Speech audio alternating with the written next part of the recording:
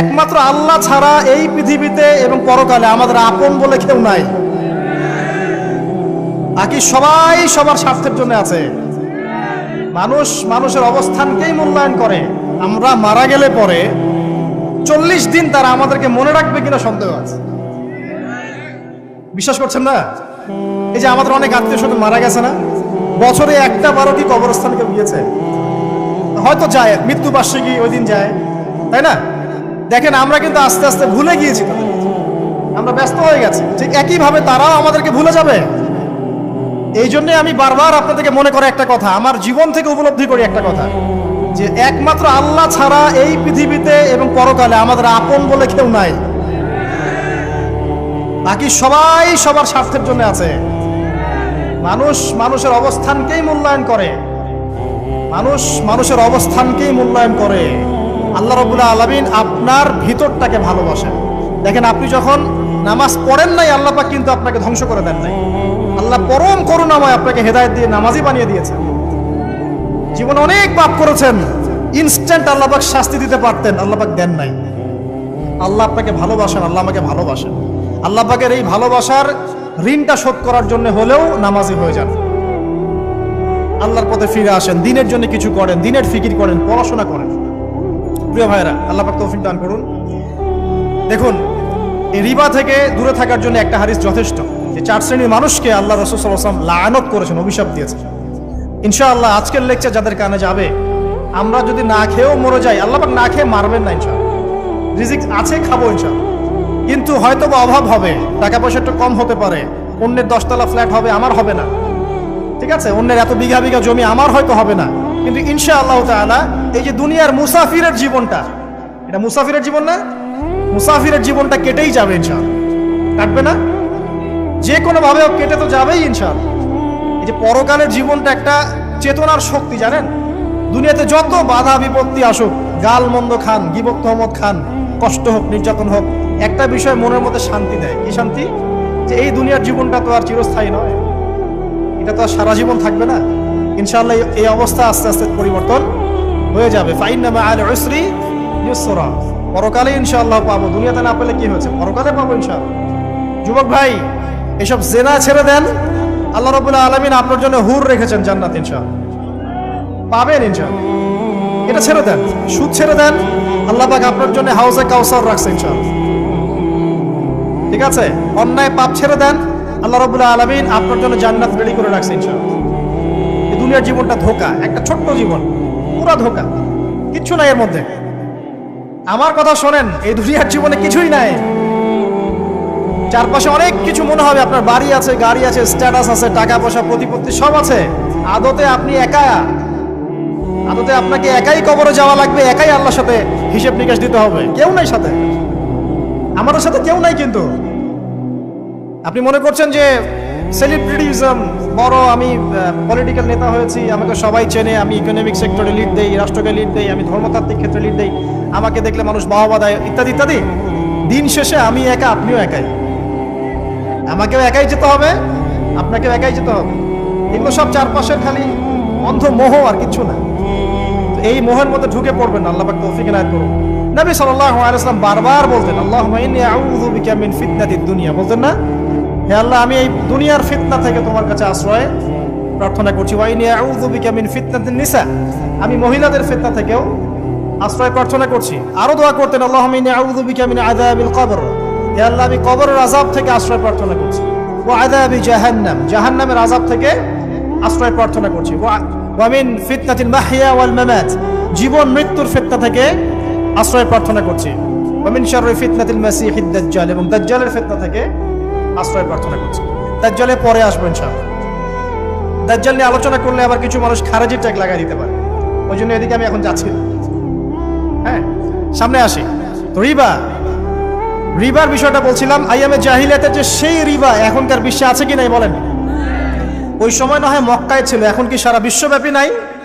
বিশ্বের কোনো কান্ট্রি রিবা মুক্ত না, বিশ্বের কোনো দেশ রিবা থেকে মুক্ত থাকতে পারবে না, এই বিশ্ব পরিচালনা যারা করছে ওদের আন্ডারে থাকলে।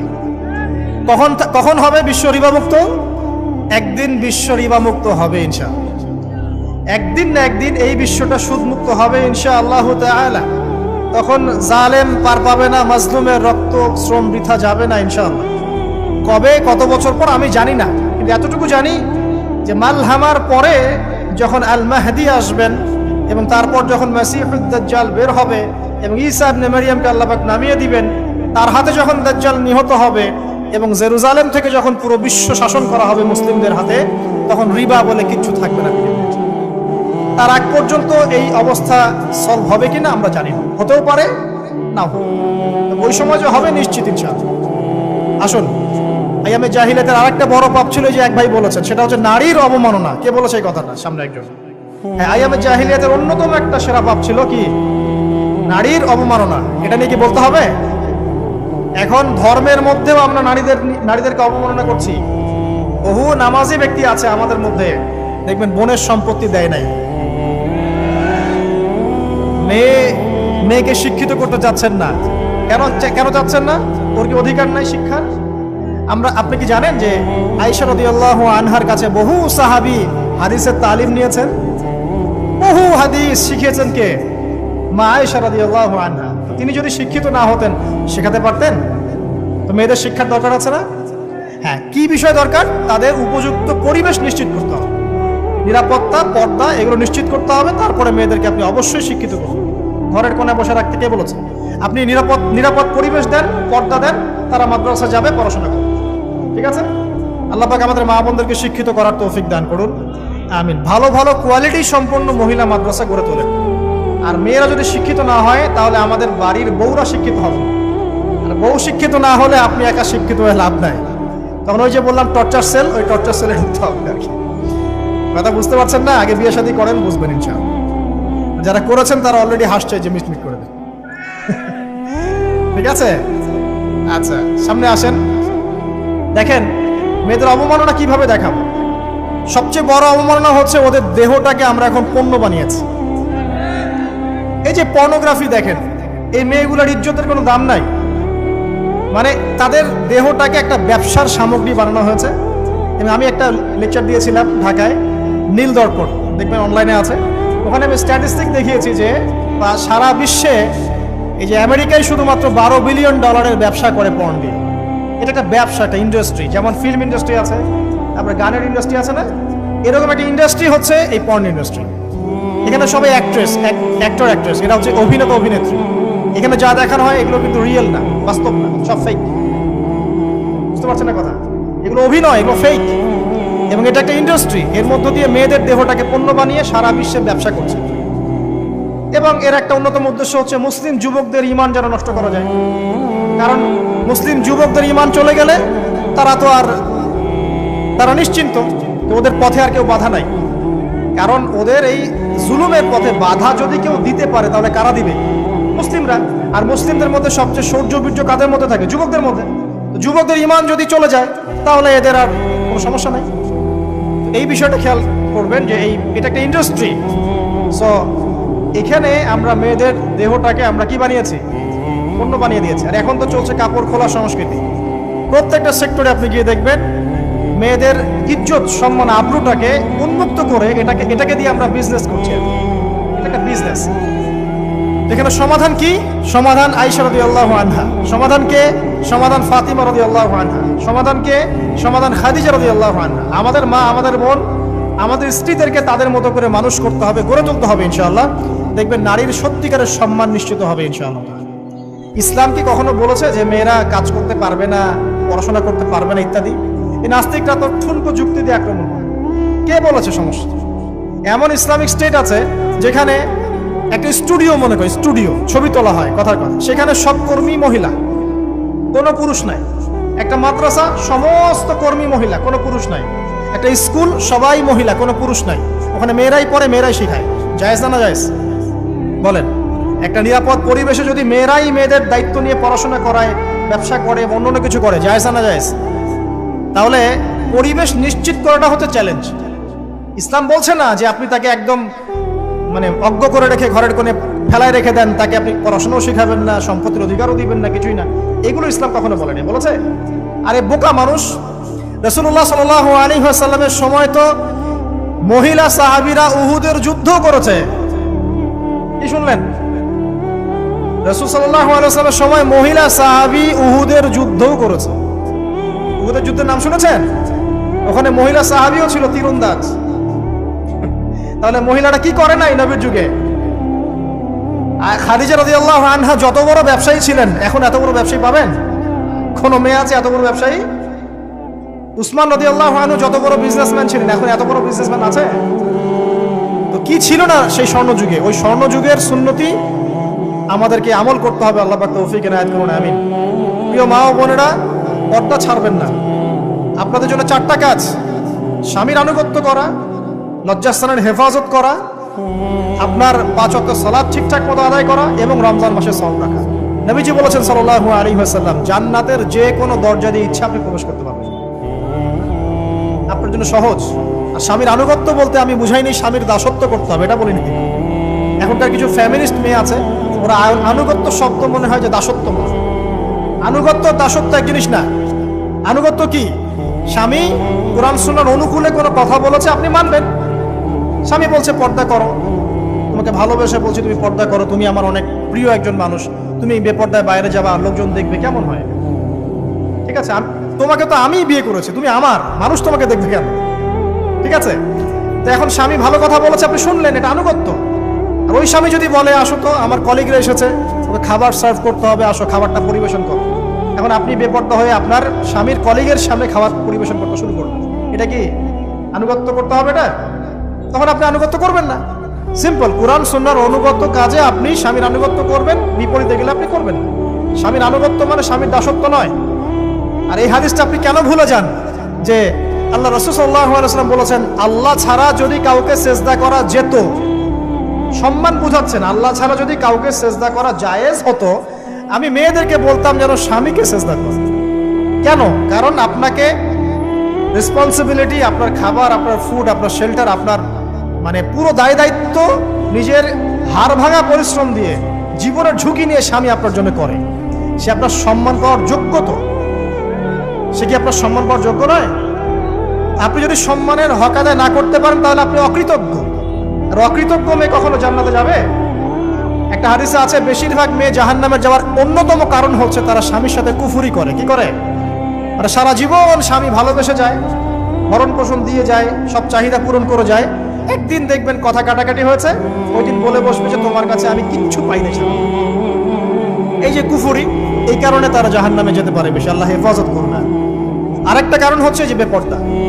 আপনাকে 4টা মূলনীতি ফলো করতে হবে। 1, এমন কোনো পোশাক পরবেন না যে পোশাকটা আটো সাটো, যেটা পরলে আপনার গায়ের কাঠামো বোঝা যায়। এটা বোরখা হলেও পরা যাবে না। আমি কি বুঝাতে পারছি? ডিজিটাল বোরখা দেখেন নাই? দেখছেন? মাশাআল্লাহ। আর কারা কারা দেখছেন? এদিকে চোখ বেশি যায় না? আচ্ছা, এমনি দেখা যায়, চোখ দিতে হয় না, এমনি দেখা যায়। ডিজিটাল বোরখা চলবে না, ডিজিটাল বোরখা চলবে না। আমার মত, এটা আমি মত দিচ্ছি, আমি আল্লাহর রাস্তায় সময় দিয়েছি অনেকদিন, এবং এখানে যে পর্দাটা শেখানো হয় এরকম পর্দা আমি অন্য কোথাও দেখিনি। এত চমৎকার পর্দা শেখানো হয়। কারা কারা সময় লাগিয়েছেন? 3 দিন 7 দিন সময় দিয়েছেন কারা কারা? বেশিরভাগই দেন নাই, সমস্যা নাই, দিতে হবে। আমি বাধ্যতামূলক বলিনি আপনাকে, বলেছি এখানে পর্দা শেখানো হয়, চমৎকার পর্দা শেখানো হয়, যে এখানে চোখটা পর্যন্ত তাদের ঢেকে রাখার তালিম দেওয়া হয়। যাই হোক, যেখানেই শেখেন, অ্যাটলিস্ট পর্দাটা শিখলেই হলো। এমন পোশাক হবে না যেই পোশাকটা আটো সাটো, যেটা পরে আপনার গায়ের কাঠামো বোঝা যায়। 2 নম্বরে, এমন পোশাক পরা যাবে না যে পোশাকটা পরলে বাহির থেকে ভিতরের অঙ্গ দেখা যায়। দেখেছেন? দেখেন নাই? দেখছেন হুজুর?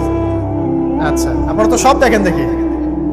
তারপরে 3 নাম্বার, এমন পোশাক পরা যাবে না যেটা অমুসলিমদের সাথে সাদৃশ্য আছে। কথা বুঝতে পারছেন? অমুসলিমদের ধর্মীয় বিষয়ের সাথে সাদৃশ্য আছে এমন পোশাক মুসলিম মেয়েদের পরা যাবে না। এর মানে এই নয় যে অন্য ধর্মকে আপনি আক্রমণ করবেন, এটাও নয়। যে যার ধর্ম তাদের স্বাধীনতা মতো পালন করবে। মুসলিমরা বাধা দিবে? দিবে না। মুসলিমরা দাওয়াত দিতে পারে। কি করতে পারে? দাওয়াত দিতে পারে যে ভাই, যে লা ইলাহা ইল্লাল্লাহর কনসেপ্ট আপনাকে বুঝাচ্ছি, আল্লাহ ছাড়া কোনো মাবুদ নাই, মুহাম্মদ সাল্লাল্লাহু আলাইহি ওয়াসাল্লাম সর্বশেষ রাসূল, এই কোরআন পড়ুন, হাদিস পড়ুন, দেখুন এটাই হচ্ছে মানবতার মুক্তির সনদ। এরপর যদি সে ইসলাম কবুল করে আলহামদুলিল্লাহ, যদি না করে এর হিসাব কে দিবে? সে নিজে দিবে। এর হিসাব কি আমাকে দেওয়া লাগবে? দেওয়া লাগবে না। তো অমুসলিমদের সাথে সাদৃশ্য আছে এমন পোশাক চলবে না।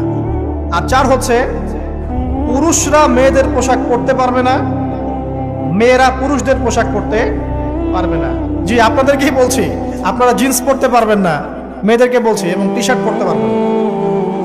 আপনারা ওই যে যা ইচ্ছা তাই ড্রেস পরে বলবেন যে 1000 বছরের সভ্যতা সংস্কৃতি, এসব বাজে কথা চলবে না।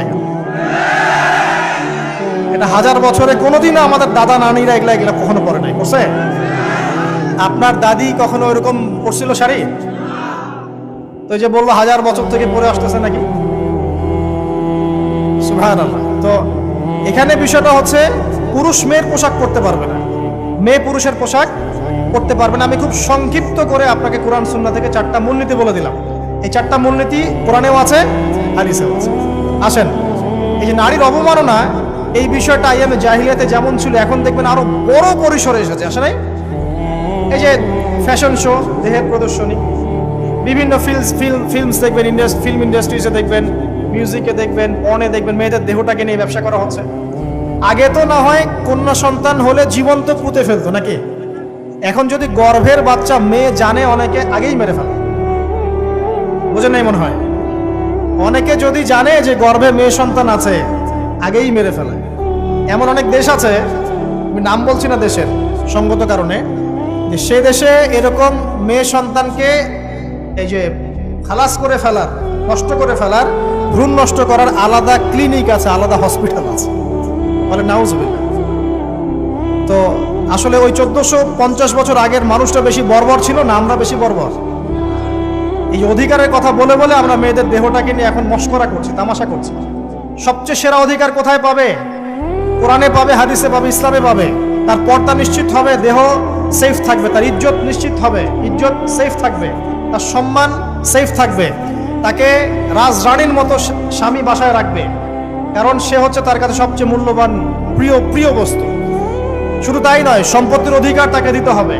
একজন মেয়ে তার ভাইয়ের সম্পত্তি পাবে, তার বাবার সম্পত্তি পাবে, তার স্বামীর সম্পত্তি পাবে, সব দিক থেকে সে সম্পত্তি পাবে। আর একজন ছেলে কিন্তু সব দিক থেকে সম্পত্তি পাবে না। এই বিষয়গুলো যখন এক শ্রেণীর মানুষ বোঝে না, তখন ইসলামের বিরুদ্ধে অহেতুক প্রপাগান্ডা চালানো শুরু করে। সবচেয়ে সেরা সম্মান রক্ষার উদাহরণ দেয়া হয়েছে ইসলামে, কোরআনে এবং হাদিসে। এই কথাটা আপনাদের মা বোনদেরকে বুঝাবেন, তবে নম্রতার সাথে বুঝাবেন, কারণ উচ্চবাচ্য করলে তারা কথা শুনবে। আল্লাহ রাসূল সাল্লাল্লাহু আলাইহি ওয়াসাল্লাম বলেছেন, কিছুটা বাঁকা হাত দিয়ে তাদেরকে তৈরি করা হয়েছে।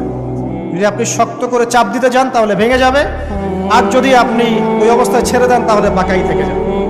এখানে আপনাকে হিকমা অবলম্বন করতে হবে। আল্লাহ পাক তৌফিক দান করুন। একটা বিষয় বলছিলাম, ওই যে শিরকের পাপ এখন গ্লোবালাইজেশন হয়েছে না, ওই সুদের পাপ এখন গ্লোবালাইজেশন হয়েছে না। গ্লোবালাইজেশন বোঝেন? মানে বিশ্বায়ন, পুরো বিশ্বে ছড়িয়ে পড়েছে না। আর একটা হচ্ছে এই যে মেয়েদের অবমাননা, এটা সারা বিশ্বে ছড়িয়ে পড়ে নাই? আচ্ছা, আর দুটা বলবো, এরপর বলে আমি শেষের দিকে যাচ্ছি। আসা, একটা হচ্ছে মাদক। আইয়ামে জাহিলিয়াতের অন্যতম সেরা পাপ ছিল কি? মাদক। ওই যে বলছেন জাহিলি যুগ, কেন বলছেন জাহিলি যুগ? বিকজ ওইখানে মাদক খেত মানুষ বেশি। এখন বলেন, ওখানে না হয় মক্কায় মাদক খেত মানুষ, এখন সারা বিশ্বে মাদক ছড়িয়ে পড়ে নাই? বেশি না কম? এখন এই যে নতুন নতুন মাদক আসছে, ইয়াবা, আরো নাকি কি কি আসছে নতুন নতুন, আমরা নামও জানি না। এই যে গাঁজার নাম জানি, ফেন্সিডিলের নাম জানি, আর কি কি আছে? হিরোইন বলেন, আর দু একটা, আফিম, আর কি আছে? হ্যাঁ, রেন্ডি, সুবহানাল্লাহ, এই নামও কখনো শুনি নাই আমি।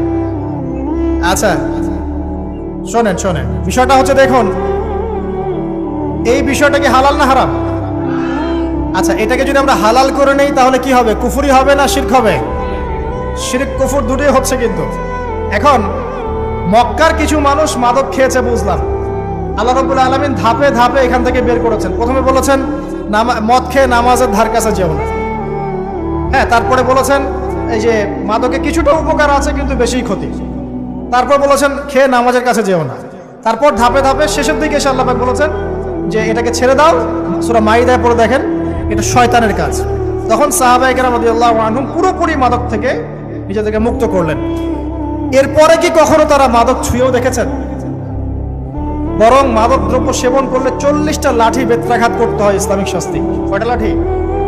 আর উমর রাদিয়াল্লাহু আনহুর সময়ে 40 লাঠিকে বাড়িয়ে 80 লাঠি করা হয়েছে। কত লাঠি? 80 লাঠি। কিন্তু আরো একটা পাপের শাস্তি আছে, বলবো? অপবাদ, এখন যেটা বেশি দেওয়া হয়, অপবাদ, মিথ্যা অপবাদ, সতী সাদী নারীর উপরে মিথ্যা অপবাদ, এর শাস্তি হচ্ছে 80 লাঠি। আবার 100 লাঠির শাস্তি আছে, 100 লাঠি। এটা কিসের জানেন? জিনা। জিনা, এই যে যারা করছেন, এর শাস্তি হচ্ছে 100 লাঠি। তাও জনসমক্ষে দিতে হবে, গোপনে না। আর 1 বছরের জন্য এলাকা ছাড়া করতে হবে। রজম একটা শাস্তি আছে, রজম। এটা কি? রজম মানে পাথর নিক্ষেপ করে হত্যা। এটা তো বর্বর, তাই না? অমানবিক, মধ্যযুগীয়। এসব কথা শুনছেন না? শোনেন, কিছু কিছু বিষয় আছে যে বিষয়গুলো করার পরে এই পৃথিবীতে মানুষ বেঁচে থাকার অধিকারটা হারিয়ে ফেলে। কথা বুঝতে পারছেন না? কিছু কিছু পাপ আছে, এগুলো করলে পরে মানুষ এই পৃথিবীতে বেঁচে থাকার অধিকারটা হারায় ফেলে। যেমন কোনো বিবাহিত ব্যক্তি যদি জেনা করে, নাউজুবিল্লাহ, কোনো ছেলে যদি কোনো ছেলের সাথে যৌন সম্পর্ক করে, সমকামী করে, বা এটাকে যেটা গে মানে যেটা কি বলে, সমকামিতা, ঠিক আছে? এই কাজ যদি কেউ করে, নোংরা কাজ যদি কেউ করে, কোনো মেয়ে যদি কোনো মেয়ের সাথে এরকম কোনো কাজ করে, একই পাপ। এসব পাপ করলে পরে এই পৃথিবীতে বেঁচে থাকার অধিকারটা সে হারিয়ে ফেলে। কথা কি বুঝতে পারছেন?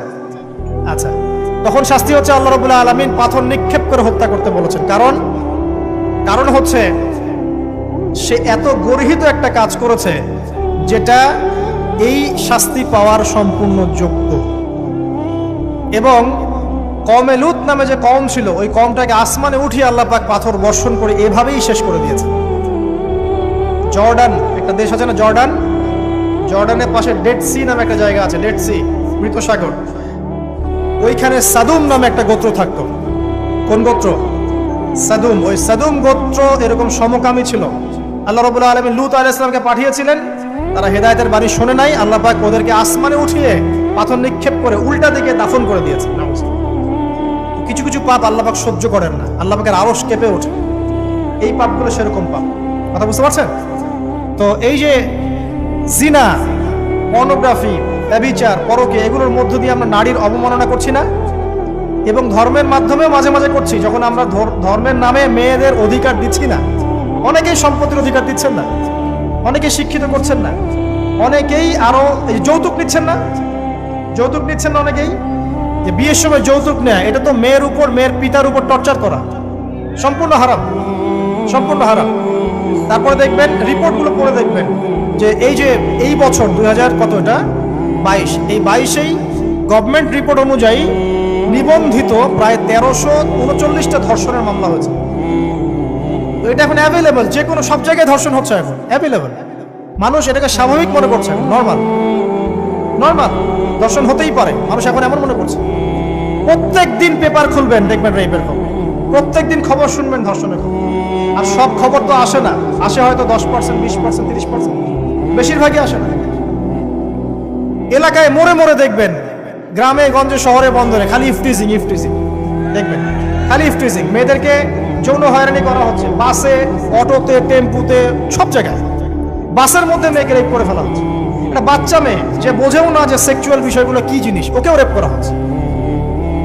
এই যে মহামারী, আপনি তো বুঝতে পারছেন না যে আমরা কোন সমাজে আছি। এই সমাজে আপনার মেয়ে তো সেফ না, আমার মেয়ে তো সেফ না। আমার মেয়ে, আপনার মেয়ের ভবিষ্যৎ কি হবে, এর ভবিষ্যতের নিশ্চয়তা কে দিবে? আপনার মেয়ের ইজ্জতের ভবিষ্যতের নিশ্চয়তা কে দিবে? এই নিশ্চয়তা দেওয়ার মতো মানুষ কোথায়, নেতা কোথায়? কারো ঘরের স্ত্রী, কারো ঘরের বোন, কারো ঘরের মেয়ে এখন সেফ না। যে কোনো জায়গায়, যে কোনো বাসে, ট্রাকে, ট্রেনে, অটোতে, সব জায়গায় হতে পারে। আর এগুলোকে আমরা প্রমোট করছি, এখন নগ্নতাকে প্রমোট করছি, পর্নকে প্রমোট করছি। এই নগ্নতা, পর্ন, এসব দিয়ে মানুষের মাথাটাকে পুরো জানোয়ার বানিয়ে ফেলা হয়েছে। পর্ন দেখাতে দেখাতে ছেলেদের মাথাটাকে জানোয়ার, পশু বানিয়ে ফেলা হয়েছে। এরা এখন বোঝে না যে মেয়ে কি জিনিস, মা কি জিনিস, বোন কি জিনিস, তাও বোঝে না। ভাই বোনের সাথে জেনা করেছে, চাচাতো বোন চাচাতো ভাইয়ের সাথে জেনা করছে, চাচাতো ভাই ফুফাতো বোনের সাথে জেনা করছে।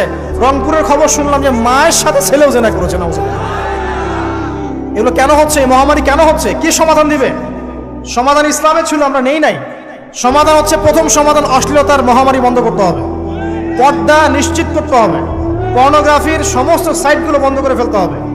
আজকের নিউজ দেখেছি আমি, এটা আমি ধন্যবাদ জানাই বাংলাদেশ গভর্নমেন্টের যে তথ্য প্রযুক্তির যে সেন্টার আছে, প্রায় 26,000 পর্ন সাইট তারা বন্ধ করে দিয়েছে, আলহামদুলিল্লাহ। তো কথা বললে তো কাজ হবে, কথা না বললে কাজ হবে কিভাবে? 26,000 পর্ন সাইট তারা বন্ধ করে দিয়েছে। যখন সমাজের মানুষ পর্ন দেখতে দেখতে পশু হয়ে গেছে, আপনি বাইরে এই যে আলখাল্লা টুপি দাঁড়িয়ে পরে ঘুরলে লাভ আছে? ভিতর থেকে তো আপনি পশু। দেখবেন মসজিদ ইমাম সাহেব নামাজ পড়তে এসেছে, বাসায় পর্ন দেখে আসছে, নামাজে কোনো মনোযোগ নাই। দেখবেন টাপাটাপ নামাজ পড়ছে, কোনো মনোযোগই নাই, পর্ন দেখে। ইমানের আলোচনা করবেন, খুব লাফালাফি করলো, 2 দিন পর দেখবেন কোনো খবর নাই, পর্ন দেখতে দেখতে ভিতরটা শেষ, ড্যামেজ। পর্নোগ্রাফিতে যে একবার আসক্ত হয়েছে, তার মধ্যে ইমানের কোনো তেজই থাকবে না, কোনো তেজ থাকবে না। এখন আলেম জালেম সবার ফোনে ফোনে দেখবেন পর্ন চলে আসতেছে, কেউ দেখতে না চাইলেও তাকে দেখতে বাধ্য করা হচ্ছে। ফেসবুকে ঢুকবেন নগ্ন দৃশ্য, এই নগ্নতা দিয়ে, এই পর্নোগ্রাফি দিয়ে, এই যে মিডিয়ার মধ্যে দিয়ে প্রমোটিংটা দিয়ে ব্যভিচার ছড়িয়ে দেয়া, জেনা ছড়িয়ে দেয়া, অশ্লীলতা ছড়িয়ে দেয়া, পরকীয়া ছড়িয়ে দেয়, এর মধ্য দিয়ে নারীর সম্মান, দেহ, ইজ্জতকে আমরা এখন রাস্তার সাথে মিশিয়ে দিয়েছি। কিসের অধিকারের কথা বলছে? কিসের নারী অধিকারের কথা বলছে? খালি ডিগ্রি সার্টিফিকেট অর্জন করতে পারলেই অধিকার হয়? আমার তো ইজ্জতই ঠিক থাকলো না, আমার অধিকার কোথায় থাকলো? একটা সার্টিফিকেট অর্জন করার জন্য কলেজের মেয়েদেরকে বড় বড় নেতার বেডরুমে ঢুকানো হচ্ছে, দেখেন নাই? তো একটা সার্টিফিকেট অর্জন করতেই হবে আমাকে, নিজের ইজ্জত বিক্রি করে দিয়ে হলেও আমার সার্টিফিকেট অর্জন করতেই হবে। লাথি মারি এসব পড়াশোনার পিছনে, দরকার নেই আমার পড়াশোনা। হচ্ছে বাসায় এলাকায় এলাকায় মহিলা মাদ্রাসা করেন, মাদ্রাসায় মেয়েদেরকে পড়ান। আমি খুব দুঃখের সাথে বলছি, অনেক মাদ্রাসাতেও এরকম ঘটনা কিন্তু ঘটেছে, ঘটেছে না? এখানে একটা কথা আমরা পরিষ্কার করতে চাই, সেটা হলো যে পাপ পাপী, রেপি, ধর্ষণী, সে আলেম করুক আর জালেম করুক, ইমাম করুক আর জালেম করুক, ফাসেক করুক, সবাইকে সমান শাস্তি নিশ্চিত করতে হবে। আর শাস্তি হবে দৃষ্টান্তমূলক, যেন আরো 10 জন দেখে শিক্ষা নেয়। ওই যে ইসলামে আছে না হাত কেটে ফেলা, কি কারণে বলেন তো? কারণ সবাই যখন দেখবে এই যে খুঁটির সাথে বেঁধে একটা চোরের হাত কেটে ফেলা হয়েছে, এলাকার সব মানুষ দেখেছে, চুরি বাড়বে না কমবে? নিশ্চিত চুরি কমে যাবে ইনশাআল্লাহ। এই যে নারীর অবমাননার ওই যুগের চেয়ে এই যুগে বেশি না কম? আপনি ভালো করে আল্লাহর নূর দিয়ে দেখেন। আমি প্রথমে বলেছি, শুধু বাইরের চোখ দিয়ে দেখলে সব বুঝতে পারবেন না। আল্লাহ পাকে নূর দিয়ে দেখেন, কোরআন সুন্নাহর গভীর জ্ঞান দিয়ে দেখেন, দেখবেন ওই জাহিলিয়াতের চেয়ে 1000 গুণ বেশি জাহিলিয়াত এখনকার বিশ্বে চলছে। আল্লাহ পাক আমাদের মা বোনদের ইজ্জত হেফাজত করুন, তাদের সম্মান হেফাজত করুন। আমরা দোয়া করি আল্লাহ পাক তাদেরকে উচ্চশিক্ষায় শিক্ষিত করুন, নিরাপত্তা নিশ্চিত করুন। কেউ যদি ওদের দিকে খারাপ চোখ তুলে তাকায়, আল্লাহ পাক সেই চোখকে যেন ধ্বংস করে দেন। আল্লাহ পাক তাদের ইজ্জতের প্রতি যদি কেউ খারাপভাবে হাত বাড়ায়, তাদের শাস্তি যেন নিশ্চিত করার তৌফিক আল্লাহ পাক আমাদেরকে দান করে। আল্লাহ পাক আমাদের মা বোনদেরকে মহামূল্যবান মনে করে আমাদেরকে হেফাজত করার তৌফিক দান করুন, আমিন। আর তাদেরকে যারা নগ্ন করতে চায়, আল্লাহ পাক এদেরকে ধ্বংস করে ছেড়ে দিন, আমিন। আল্লাহ পাক বলেছেন, যারা চায় মুমিন মুসলিমদের সমাজে অশ্লীলতা ছড়িয়ে পড়ুক, দুনিয়া এবং আখিরাত উভয় জাহানে আল্লাহ পাক এদেরকে ধ্বংস করুন। আরেকটা বলে শেষ করি, সেটা হলো, কয়টা বলেছি ভাই জাহিলিয়াত? ইমাম মুহাম্মদ বিন আব্দুল ওয়াহাব রাহিমাহুল্লাহ, তার একটা বইয়ের মধ্যে 1000টা জাহিলিয়াত আছে। আমি 5টা বাছাই করেছি। কয়টা? 5টা। কয়টা বলেছি? 4টা। এক হচ্ছে কি বলেছিলাম? শিরক, আছে না নাই? রিবা এখন আছে না নাই? 3 নাম্বার কি ছিল? মাদক। আর 4 নাম্বার নারীর অবমাননা। মাদক তো বুঝলেন, এটা তো আমার চেয়ে আপনারা ভালো বুঝেন, মাদক সব জায়গায় আছে। একটা কথা বলি, দেখুন মাদক নিয়ে একটা কথা বলি, শুনুন। আপনাদের কি কখনো গায়ে কখনো ফোড়া হয়েছে? কার কার গায়ে ফোড়া হয়েছে বলি? হাত তুলুন। আচ্ছা, কেমন ব্যথা? ফোড়া ফেটে গেলে কি বের হয়? রক্ত আর পুঁজ বের হয়, তাই তো? তো নবী সাল্লাল্লাহু আলাইহি ওয়াসাল্লামকে সাহাবীরা পরে জিজ্ঞাসা করলেন, ইয়া রাসূলুল্লাহ, কোন পাপের কারণে তাদেরকে এই শাস্তি দেওয়া হচ্ছে?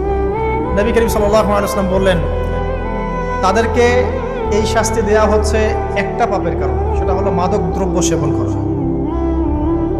আর ওই পানীয়টার নামও নবীজি বলে গেলেন, তার নাম হচ্ছে তিনাতুল খাবাল। কি নাম?